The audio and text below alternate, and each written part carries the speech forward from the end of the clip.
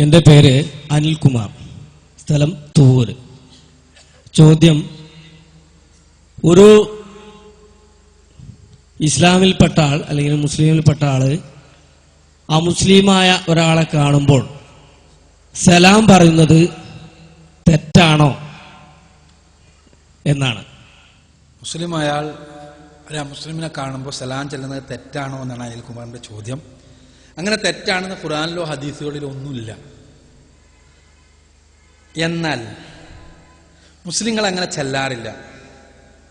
അതെന്തുകൊണ്ടാന്ന് വെച്ചാൽ സലാം എന്നുള്ളത് ഒരു മതപരമായ ഉത്തരവാദിത്വമാണ്.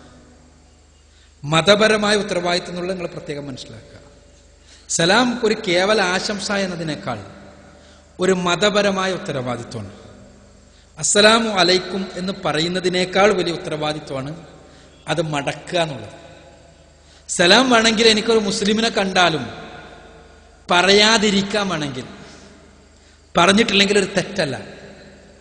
എന്നാൽ ഒരാൾ എന്നോട് സലാം പറഞ്ഞു കഴിഞ്ഞാൽ മടക്കാതിരിക്കുന്നത് ഒരു തെറ്റാണ്. അതുകൊണ്ട് തന്നെ സലാം ചൊല്ലുന്നതിനേക്കാൾ വലിയ ഉത്തരവാദിത്വമാണ് സലാം മടക്കുക എന്നത്.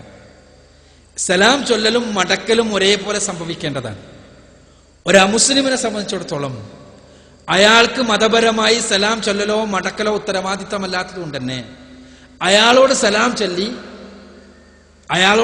ചൊല്ലി ഒരു മതപരമായ ഉത്തരവാദിത്തം അയാളുടെ തലയിൽ കെട്ടിവെക്കാൻ പറ്റാത്തത് കൊണ്ട് തന്നെ അയാളോട് സലാം ചൊല്ലുന്നതിൽ നിന്ന് മാറി നിൽക്കാറാണ് മുസ്ലിങ്ങൾ പതിവ്. അതിനർത്ഥം സലാം ചെല്ലാൻ പാടില്ല എന്നല്ല, അത് മതപരമായ ഒരു ഉത്തരവാദിത്തമായതുകൊണ്ടാണ്.